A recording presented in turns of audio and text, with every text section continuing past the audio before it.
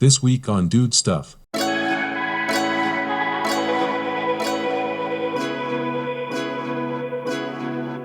it just be us tonight? Under the night sky, gonna make my skin rise. Can it just be us tonight? Do you really? What is going on, guys? Today we've got another e-bike review, and this has been sent by a company called G-Force. This is the G-Force RSE bike, and I've got to say, it looks kind of a bit mad, doesn't it? It's got, I've never seen this before on an e-bike. It's called Magic Suspension. It's got 4 shock absorbers on the back and obviously 2 on the front fork, so 6 shock absorbers in total, which is absolutely crazy. Supposed to give an absolutely amazing ride, but we're going to find that out today. And it's just quite a mad looking little e-bike, isn't it? It's got a 750 watt motor and it comes in 2 battery options. I've got the longer range 25 amp hour, which is going to give a crazy amount of range even on throttle only. Comes with 1 basket. I think the other basket on the back is optional extra, but check that on the website, links in the video description. Without any further ado, I say we just get straight out on this thing and see what it rides like. Let's go.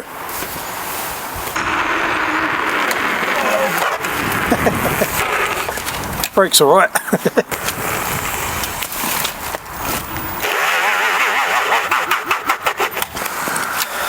Let's go. So this bike's available, this G-Force RS bike is available in this style frame. And it's also available in a step through, the RS ST model. So you've got a couple of variations of frames for those of you with mobility issues or just want like a women's style step through frame. I didn't build this bike, so we're going to see whether it's unlocked quickly. Speedo is set in kilometers an hour. I don't know if we're going to get up to top speed. It's pretty wet today. We feel going pretty quick.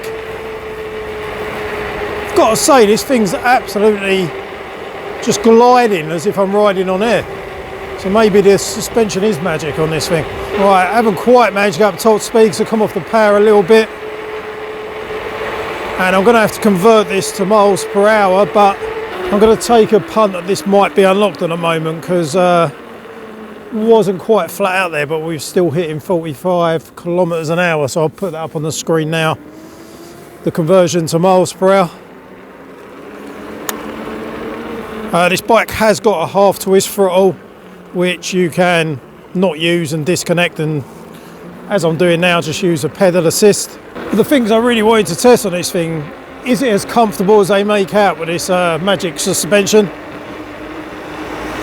And although I'm currently on the roads, everyone knows what UK roads are like, it does feel really smooth over like bumpy roads. Maybe we'll try and find a gravel path or dirt road to test it on to make sure. We're about to go up a little hill, bit of an incline.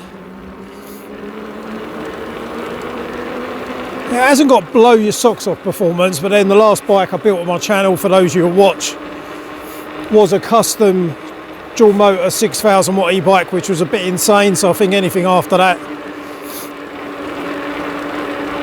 isn't going to blow your socks off. But having said that, this is definitely quick enough for most people. It's way better than a 250 watt e-bike that's limited to 15 mile an hour or anything like that. There's a street coming up on the right that's absolutely filled with potholes. Let's go down there and test this suspension out. It's probably equally as bumpy as a yeah, that was a big pothole. This is probably equally as bumpy. I'm going to purposely hit every single rut and pothole. Big one here. Although you do feel it, I do think the suspension is a bit better on this than the standard 2-shock setup you normally get on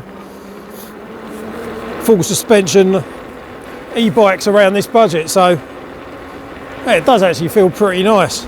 It's got brake sensors cut out, so anytime you dab the brakes in any way, shape or form, this thing's cutting out.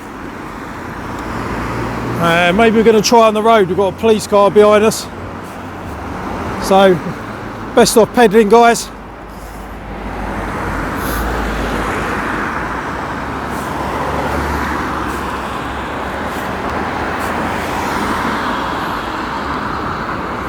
Right, Here we go on the road with traffic. Needs to be a little bit careful because I've got a massive camera pole hanging off the side of the bike. So I'm just going to stick in the middle of the lane. Speed's matching the traffic. Got to say, this is a really kind of big rugged bike. I was curious before riding this bike whether it feels as well built and rugged as it looks, and so far it's a pretty... I like it when you get this unique style kind of frame. You know they've had a bit of research and development got into it. There's a lot of cheap Chinese bikes out there that kind of all use the same frames as other brands that have been about for like 10 plus years, and this feels a lot more put together. Speed of the traffic's picking up now, so get the power down a little bit. Don't want people trying to overtake me with the camera hanging off the side of the bike. This is not an issue that most of you guys watching this channel are gonna, it's not a problem you're likely to have. Let's point out the cool features about this bike, or the features that sets it apart from other bikes in its price range. This is the 25 amp hour model, which costs a little bit more money. And I think they claim with using the throttle you're going to get 55 miles range out of this, obviously a lot more if you pedal. And I do think that might be possible because 25 amp hours is pretty damn big for a store-bought e-bike, you know. Not many bikes, especially in this price range, have a battery that big. So that's saying amazing straight away. You've got a 48 volt 25 amp hour battery. I think that's about 1300 watt hours. I don't know the maths on that one, but a pretty substantial battery, so that's a good starting point. Again, the suspension, you got, if you're counting the front forks as 2 separate shocks, you've got 6 shocks, and I do actually think it makes a difference. It's just gliding along these crappy UK roads filled with potholes and patchwork of tarmac and crappy cancel fixes. And it feels nice and solid and well built. The battery's kind of semi-integrated into the frame design. It does stick out from the frame a bit, but I think it looks decent the way they've done it. Oh yeah, braking power on this. The front disc is 180mm 2.3 thickness, so that's quite upgraded normally. You normally only get 160 front and back on bikes, especially in this budget, and a lot of bikes to just be 160mm rotors. You've got 180mm rotors, 2.3 thickness, and normally gives you a lot more of a sturdier front disc and better braking power. And brakes are just bedding in on this, but yeah, just checking, I think they're hydraulic disc brakes, so normally at this price point a lot of stuff's still mechanical 160mm disc, so you're getting a decent frame design, decent brakes, decent suspension, and it is really rugged. It's a proper utility kind of bike that you could use this for everything from just daily commutes, fishing, hunting, if that's your kind of thing. You could even use this if you're as a trade person to put some tools in these baskets. It says it's got a stamped weight it's got a stamped weight of 13 kilograms on the baskets, but I wouldn't be surprised if it carries a bit more on that, because these baskets feel really sturdy.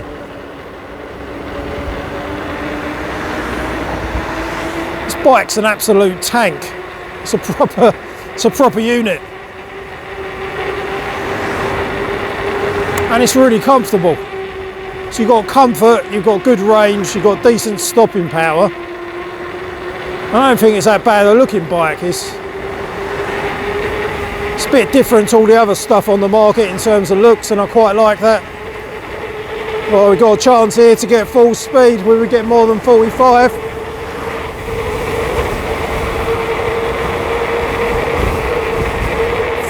.47. We're braking now. I mean, he was going downhill a little bit then, but got up to 47.5 kmh. Not sure what that is in miles an hour. I'm not even sure if this bike's fully unlocked, but it's definitely unlocked to some degree. I would, depending on your depending on your experience level of riding, that's going to be enough for most people, to be honest. You've got it's not full colour, but you've got an LCD display, energy bar at the top, speed, pedal assist level, and you've got your trip computer built in. Yeah, you've got a few bits going on, anything you need, your battery level and basic bits, speed, trip, distance, it's all on there, so covers pretty much everything you need. I was just taking a look and I think the rear brake's 160mm, so it's not 180 on the back, but that's quite common on most bikes, have a bigger disc on the front. But it does, to me, by visually looking at it, look like it's 2.3mm thickness as well. I think standard brake discs are normally about 1.8, 2mm, and it does make a bit of difference having thicker discs, which is quite common on bigger brake upgrades. As well as the suspension, you've obviously got the fat tyres, which gives a bit of extra comfort. The seat's quite big and squishy, so all in all, it's a really comfortable e-bike. Got a little horn. You've got LED lights front and back. I think you just hold the power button, turns them on via the handlebars. No, it don't. I'll just turn the power off. Right, so you hold with the pedal assist function buttons 1 to 5, you just hold the top one in for a couple of seconds. That turns the lights on. I think it says on the website that the front LED's 48 volts, which is crazy because they're normally quite low volts LEDs, but whether that makes it brighter or not at night time, I'm not too sure. But the other thing is on the back with the built-in LED rear light, it's got built-in brake light functions for extra safety, so that's pretty cool. With the gears, it's got Shimano 7-speed, which seems to be the same gears fitted to 99% of e-bikes nowadays. And this is a long, slight uphill section now. Getting steeper as we go, but we're doing 34 kilometres an hour. Fortunately not quite quick enough to keep up with the traffic, but this is quite a fast road, to be honest. It feels a lot safer than being stuck at 10-15 mile an hour, I can tell you that much. I think if you was pedalling up this hill, you'd probably only be doing like 10 kilometres an hour. This is quite a steep section. Now this bike comes advertised as a 250 watt motor, and I think that's just because it's electronically limited. It's funny to me the amount of people that don't actually understand the e-bike law is that bikes are electronically limited to 250 watt, not 250 watt. And that's their maximum power regardless. It's limited to 250 watt, which even in itself isn't true because it's got to be electronically limited to 15 miles an hour, so it's going to peak at more than 250 watt even when limited. And that's the same case with like 99% or if not 100% of e-bikes out there. Even the 250 watt rated ones will peak at more than 250 watts. So this bike is advertised as 250 watts, and it most likely is around that when it's limited by the controller. This can be unlocked, but I believe it's got a 750 watt motor on here that's just electronically limited. So just to clear that up, always end up with Karens commenting on the channel saying that it's more than 250 watts, it's illegal. Shut up. It's advertised as having a 400-pound payload, which is pretty crazy. So even if you're a big dude with some luggage and cargo, you should be all good. And the motor is also rated at 85 newton meters of torque, so pretty decent power output for getting up hills carrying payloads. I guarantee, even despite explaining e-bike laws, there'll be some Karens in the comments. I don't know what it is about England, but it's just filled with so many Karens that seem like they've got nothing better to do than find something to complain about. It just seems the English mentality of a lot of people nowadays, just to whinge and complain. What does it matter if there's an e-bike that does 20 miles an hour, 25 miles an hour? It's not like crime of the flipping century, do you know what I mean? But yeah, this bike will come in the country, legal, locked, don't have the throttle connected if it really bothers you that much and it makes you lose sleep. And for those that keep commenting on the channel dumb stuff like, why don't you go and get a motorbike licence and get a real motorbike? It's like, how do you know that I don't have a motorbike licence? You know what I mean? I do actually have a full motorbike licence. I have got and had you know, fast motorbikes, road legal, MOT, tax insured, so stop whinging. Anyway, this bike, absolute little gem to be honest. It's well built, I like the frame design, it's comfortable. For those that just want a reliable everyday e-bike that can do everything, this is yeah, it's really good. Generally have nothing to complain about. If you want something that does everything, bit of off-road, carrying stuff, comfortable, long range, faster than a 15 mile an hour e-bike, then even if you want it to do 15, it is right up your street. Give these guys a look. I'll put the link up in the video description so you can check them out. It's currently on sale, as most e-bikes normally are, to be fair. I think it's about £1,100 or £1,099 for the 25 amp hour model. I might be wrong, check the links. But yeah, really good value for money, good bike. Check out G-Force. This is the first time I've reviewed their bikes and I'm quite impressed with this one. And I'll see you guys in a video soon. Take it easy.